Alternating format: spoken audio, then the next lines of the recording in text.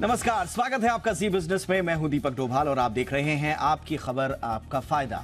सरकार ने money laundering रोकने के लिए या उनमें जो कदम उठाए जा रहे हैं उन्हें और कड़ा करने के लिए नियमों को और सख्त किया है और पीएमएलए का दायरा बढ़ा दिया है। इसके तहत किसी कंपनी को खोलने के लिए अपना पता देने वाले भी एंटी मनी लॉन्ड्रिंग कानून के दायरे में आ सकते हैं।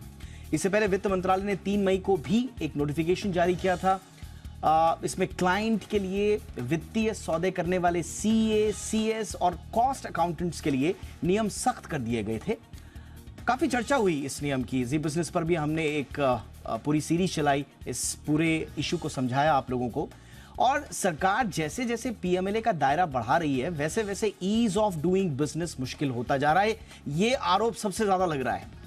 इनकम टैक्स विभाग, इन्फोर्समेंट डायरेक्टर कैसे काम करते हैं ये किसी से छिपा नहीं है। ऐसे में इन्हें इतने अधिकार देने से प्रोफेशनल्स के हैरेसमेंट की आशंकाएं भी बढ़ रही हैं। सीए, सीएस और कॉस्ट अकाउंटेंट्स ऐसे प्रोफेशनल्स होते हैं जो कारोबारियों की मदद करते हैं, उनके कागजी काम को आसान करते हैं। ऐसे में अगर उन पर जरूरत से ज्यादा सख्ती करेंगे तो स्वाभाविक रूप से कारोबारियों की मुश्किल बढ़ेंगी। आज इस शो में हम पीएमएलए कानून के इन्हीं पहलुओं पर करेंगे चर्चा। दोनों पक्षों को लेंगे। एक तरफ सरकार की चिंताएं हैं, मनी लॉन्ड्रिंग को ज्यादा से ज्यादा सख्त कानूनों के तहत कर्ब करना है, यह स्वाभाविक रूप से बहुत जरूरी है देश के लिए। लेकिन साथ ही साथ आप इन कानूनों को सख्त करते हुए यह भी ध्यान रखें कि कहीं इससे अननेसेसरी जो हमारे फाइनेंशियल प्रोफेशनल्स हैं कहीं उनकी मुश्किलें तो नहीं बढ़ रही हैं या ईज ऑफ डूइंग बिजनेस पर इसका कोई विपरीत असर तो नहीं पड़ रहा है। इसीलिए आज हम चर्चा कर रहे हैं बहुत ही खास मेहमानों के साथ। मेरे सहयोगी और वरिष्ठ पत्रकार ब्रजेश कुमार हमारे साथ हैं डीएस सक्सेना साहब जो पूर्व इनकम टैक्स चीफ कमिश्नर हैं। सक्सेना सर, बहुत बहुत स्वागत है। ब्रजेश जी, आपका भी बहुत बहुत स्वागत है। अरुण गिरी सर हमारे साथ हैं, मेरे साथ स्टूडियो में, को फाउंडर एंड ग्रुप एडिटर हैं टैक्स सूत्र के। अरुण सर, बहुत बहुत स्वागत है आपका भी हमारे शो पर। और हमारे साथ हैं अभिषेक रस्तोगी साहब जो कि सीए हैं और रस्तोगी चैम्बर्स के फाउंडर भी हैं। अभिषेक जी, आपका भी बहुत बहुत स्वागत है। ब्रजेश जी, सबसे पहले चर्चा की शुरुआत आपसे ही, जरा हमारे दर्शकों को बताएं कि किस तरह की चिंताएं हैं और ये जो लेटेस्ट जो आज सर्कुलर आया है और इसमें कंपनीज के डायरेक्टर्स, ट्रस्टीज और दूसरे जो इंडिविजुअल्स हैं उनको लेकर क्या कहा गया है?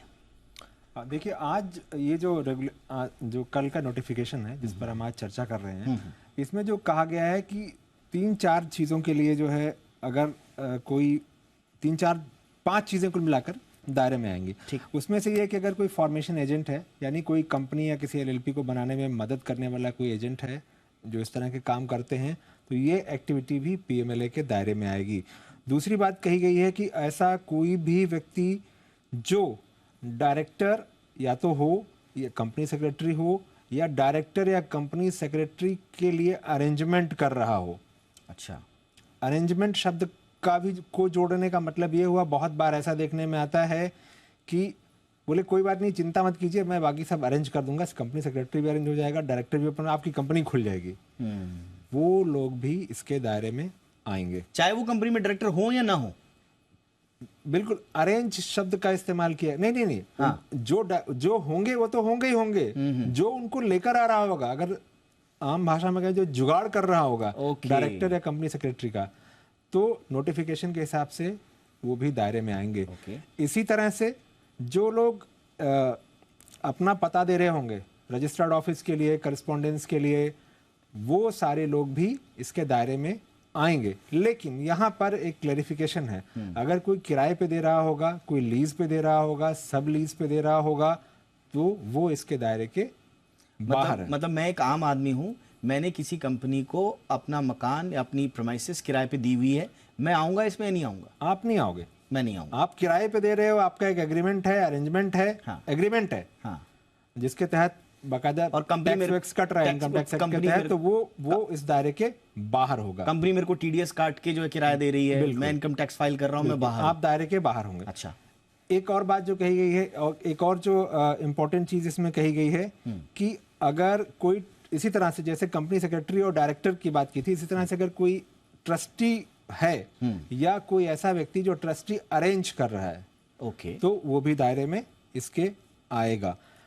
अगर कोई किसी कंपनी में नॉमिनी शेयर होल्डर है या नॉमिनी शेयर होल्डर अरेंज कर रहा है, तो वो भी इसके दायरे में आएगा। तो कुल 5 स्थितियां जो है डिफाइन की गई हैं, लेकिन सफाई भी दी गई है इसमें से, क्योंकि पहला जो नोटिफिकेशन 3 मई को आया था उसके बाद बहुत डर की स्थिति थी, तो अब यहाँ थोड़ी सफाई भी दे दी है उन्होंने इसी नोटिफिकेशन में।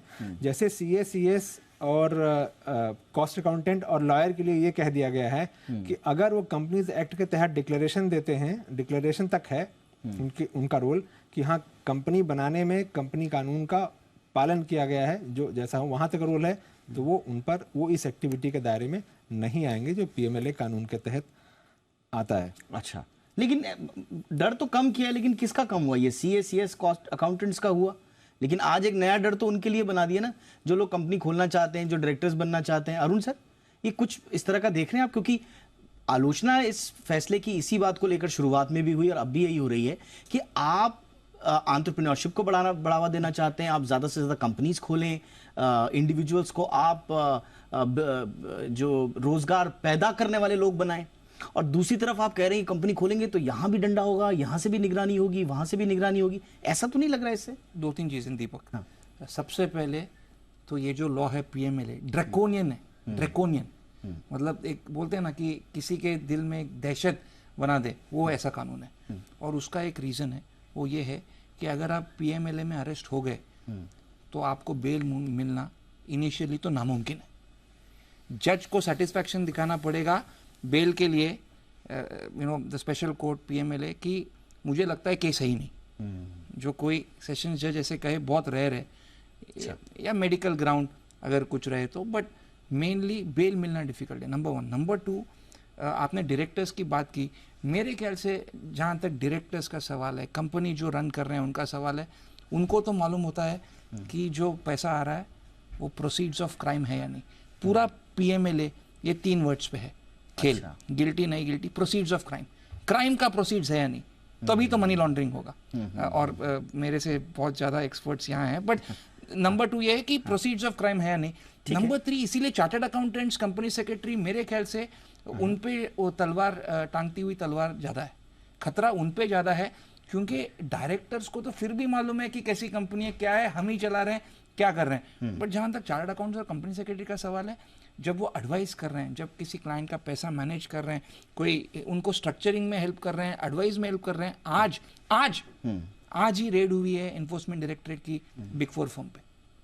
तो वार्निंग सिग्नल है कि अगर आप क्लाइंट को एडवाइस कर रहे हो, हाँ, तो आप क्लाइंट का एंटीसीडेंट या उसका जो हॉरोस्कोप है वो एक बार देख लो कि क्या है। बट इसमें गवर्नमेंट यही कहती है ना, गवर्नमेंट यही कह रही है कि फिर आप काले धन पे कर्व कैसे करोगे, क्योंकि सबसे ज्यादा जो राजदार है किसी कंपनी का या क्रिस्टल क्लियर किसी के सामने अगर पिक्चर है तो वो सीएस के पास ही होती है। मैं आऊंगा सर इस पे, मैं सक्सेना सर का फटाफट से इस पर टेक लेना चाहूंगा। सक्सेना सर, आपको ये चिंताएं कितनी जायज लगती हैं कि ज्यादा सख्ती हो रही है? ऐसे में काम करने में वो माहौल नहीं रह पाएगा अगर इस तरह से आप सख्तियां बढ़ाएंगे। कोई दूसरा रास्ता अख्तियार कीजिए काले धन पर कर्व करने का।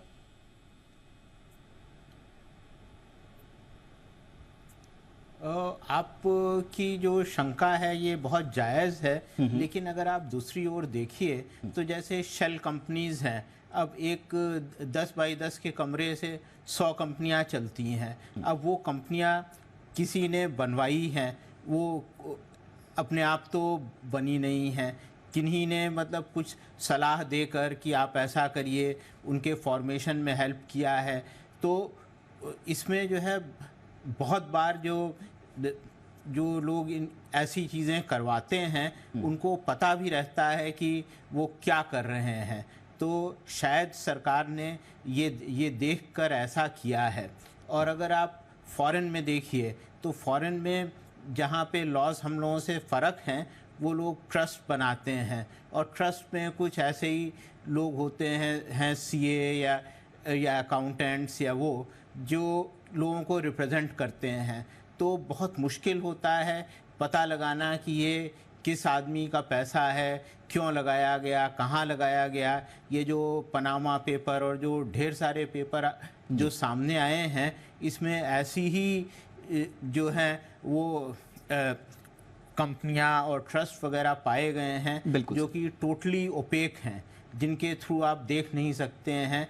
और मतलब अगर देखिए किसी को जो है वो सज़ा दी जाए या कोई पकड़ा जाए जिससे वो दोबारा ना करे ऐसा काम, तो वो एक नेचुरल पर्सन है। हाँ। तो एंड में हमें जो है नेचुरल पर्सन के पास जो भी इन्वेस्टिगेटिंग एजेंसी होती है उसको पहुंचना होता है। तो ये बट यहाँ पर ये जो इसकी कहा जा रहा है राह साफ सर, करते जैसा आपने हैं। बिल्कुल सही और कहा ये कि जो चीज़ जो है जो काफी जो दिनों आशंका से- भरे जो केसेस हैं, स्वाभाविक रूप से एक पते के ऊपर 10-10 कंपनियां खुली हुई, 15-15, 20-20, 100-100 कंपनियां खुली हैं, तो तुरंत उन पर तो निगरानी बढ़नी चाहिए।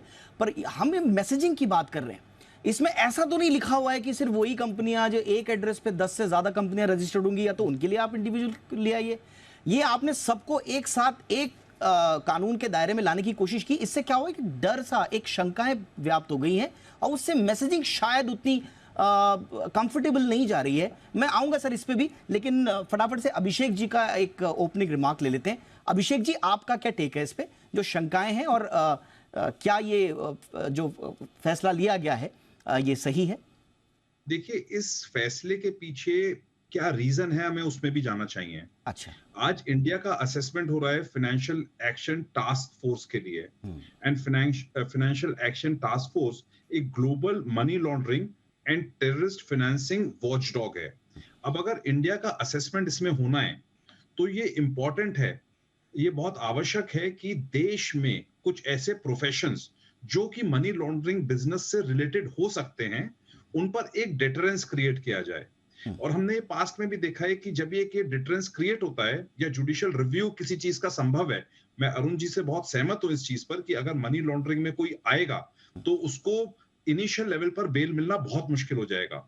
मगर अगर हम ये डिटरेंस आज क्रिएट नहीं करेंगे या लॉ में ऐसे प्रावधान नहीं होंगे जहां पर कि एक डिटरेंस क्रिएटेड है, लॉ में प्रोविजन है, तो होता क्या है कि इसमें वो लोग बच के निकल जाते हैं। जैसे आपने बात की डायरेक्टर्स की, ट्रस्टीज की और नॉमिनीज की। अब वो लोग जो हैं जो इसमें करते हैं वो डायरेक्टर्स, ट्रस्टीज या नॉमिनीज हो सकता है ना हो, मगर उन्होंने अरेंज करके किसी और को बनवाया हो। तो अब लॉ इसलिए अमेंड करा गया है और उसमें यह बोला गया है कि अरेंजिंग भी एक पार्ट होगा इसका, जिस पर पीएमएलए लगेगा। और उसका रीजन वही जो मुझे समझ में आता है वो यही है कि एक सॉर्ट ऑफ डिटरेंस क्रिएट करना चाहते हैं। मगर हाँ, मिसयूज ऑफ पावर होगा तो इनिशियल लेवल पर बहुत ही कठिन हो जाएगा लोगों के लिए एंटिसिपेटरी बेल या बेल लेना। बट हमें ये ध्यान में रखना चाहिए कि ये सारे इनिशिएटिव्स ग्लोबल पर्सपेक्टिव से लिए जा रहे हैं और ये अत्यंत आवश्यक है कि ग्लोबल प्लेटफॉर्म पर इंडिया भी ऐसा दिखे कि जहां पर स्टैट्यूटरी प्रोविजंस इनसे रिलेटेड एक्ट में हैं। Absolutely sir, misuse of power को बहुत ही ध्यान से समझना पड़ेगा। मैं यही कह रहा हूं अभिषेक जी, बिल्कुल आपने सही कहा। एफएटीएफ का आपने एंगल लेकर आया, बहुत बहुत धन्यवाद आपका। ये एंगल आना बहुत जरूरी था क्योंकि यही कहा जा रहा है कि एफएटीएफ का क्योंकि अभी रिव्यू होना है इंडिया का, तो इसलिए हम लगातार अपने कदमों को उठा रहे हैं। लेकिन इसमें यह भी एक आलोचना आ रही है कि एफएटीएफ मास सर्विलेंस चाहता है और देखा गया है कि जिन जिन देशों में मास सर्विलेंस हुआ है वहां पर बहुत ज्यादा फायदा हुआ नहीं है, लोग परेशान हुए हैं, काम करना ज्यादा परेशानी भरा हुआ है। तो क्या हम एफएटीएफ के दबाव में अपने यहां काम करने को थोड़ा सा मुश्किल कर रहे हैं? ये सवाल हमेशा बरकरार रहेगा। तो पीएमएलए का दायरा बढ़ाया गया है। अब आलोचना ये हो रही है कि भाई ये पीएमएलए का काले धन पर कहीं इसके चक्कर में मुश्किल कारोबार तो नहीं हो रहा है। इसी पर आज हम कर रहे हैं चर्चा। अरुण सर, एफएटीएफ का हवाला दिया जा रहा है और स्वाभाविक रूप से हमें इंटरनेशनल जो नॉर्म्स हैं, एफएटीएफ के द्वारा जो सुझाए गए सिद्धांत है, उनका तो पालन करना ही पड़ेगा सर, वरना हमारी तो मुझे एक्चुअली अभिषेक से क्वेश्चन पूछना था। अभिषेक अच्छा दोस्त भी है कि कल क्या पिक पॉकेट के क्राइम को भी आप एफएटीएफ का हवाला दोगे कि एफएटीएफ ने कहा, एफएटीएफ ने कहा? मेरा एक एक्चुअली फंडामेंटल क्वेश्चन है अभिषेक कि अगर क्या ये अमेंडमेंट की जरूरत थी? अगर कोई चार्टर्ड अकाउंटेंट या कंपनी सेक्रेटरी क्राइम अबेट करने में या मदद करने में कंपनी मनी लॉन्ड्रिंग में अगर वो बहुत एक्टिव था, तो उसके लिए क्या ये नोटिफिकेशन की जरूरत थी? अभिषेक, क्या आई मीन ऐसा नहीं कहा सकता कि वो एनीवे मदद कर रहा था तो वो लायबल ही है? अभिषेक जी, बहुत अच्छा सवाल है अरुण जी आपका। एंड उसमें बस ये होता था कि क्या वो पीएमएलए एक्ट के अंदर स्पेसिफिकली इंक्लूडेड है कि नहीं, इसीलिए डेफिनेशन को वाइडन किया गया मेरी समझ से। हमें ये भी ध्यान रखना पड़ेगा कि जो भारत का संविधान है उसमें तीन बहुत मुख्य रोल्स हैं, तीन बहुत मुख्य पार्ट है, जुडिशियल, लेजिस्लेटिव एंड एग्जीक्यूटिव। तो यहाँ पर एक डिटरेंस क्रिएट करी गई है, स्पेसिफिक डिटरेंस जिसको बोला जाता है लॉ में। और इससे फायदा केवल ये होगा कि अगर कोई नेग्लिजेंस है, नेग्लिजेंटली हेल्प कर देता है, तो उस पर क्या इंपैक्ट होगा हो सकता है कि लॉ में स्पेसिफिकली प्रोवाइड करने से वो एंगल अब कवर हो जाए। सेकेंडली एक डिटरेंस क्रिएट होता है, एंड आपकी बात से मैं सहमत हूं कि ये वैसे भी क्राइम परव्यू में आ जाता, मगर स्पेसिफिक इंक्लूजन से एक एडिशनल डिटरेंस क्रिएट होता है, जहां तक मेरी समझ है। एब्सोल्युटली। सक्सेना सर, क्या जैसा बता रहे हैं, क्या इसके अलावा हमारे पास कोई चारा नहीं था? दूसरा ये कहा जा रहा है कि ठीक है चलिए आप सब चीज कर रहे हैं एफएटीएफ के लिए, एफएटीएफ की रिकमेंडेशंस के लिए क्या आप इतना ज्यादा आगे बढ़ सकते हैं कि इतने सारे सवाल उठ रहे हैं, सारी सीएस कम्युनिटी में पैनिक सा माहौल हो गया है, और अब तो जो नए एंटरप्रेन्योर्स होंगे जो कंपनियां खोल रहे होंगे वो भी कह रहे होंगे कि जरा देख लो कहीं पता चला पीएमएलएन लग जाए।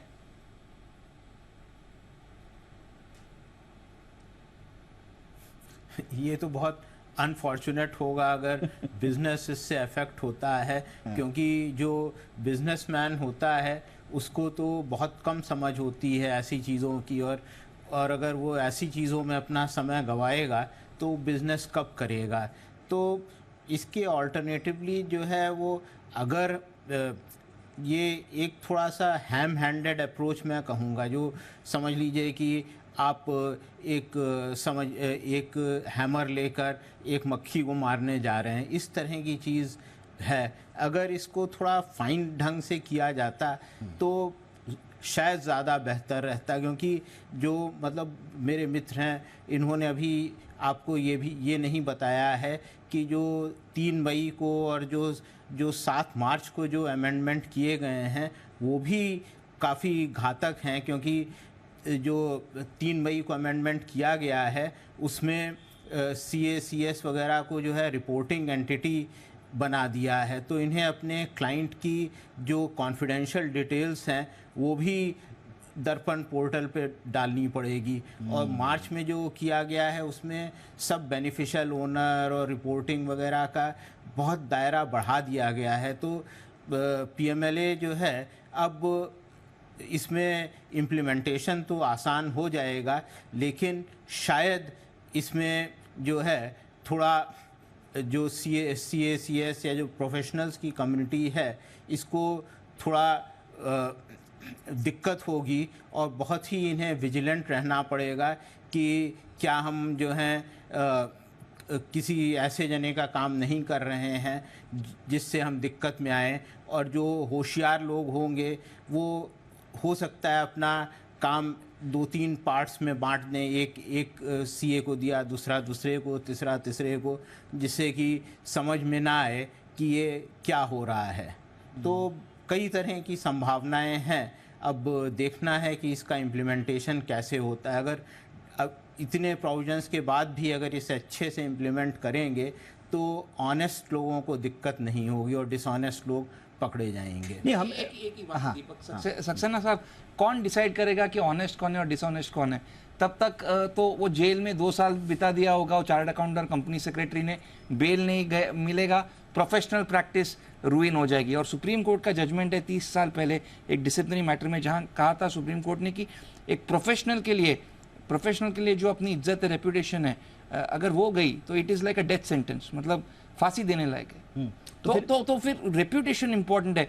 एक बार वो प्रोफेशनल को अरेस्ट किया, उसके ऊपर रेड कर दिया किसी ने, तो फिर काफ़ी रेप्यूटेशन का सवाल होता है। और हर बार क्लाइंट क्या कर रहा है, उसके प्रोसीड्स कहाँ से आ रहे हैं, पैसा कहाँ से आ रहा है, हर बार चार्टर्ड अकाउंटेंट को मालूम नहीं पड़ता।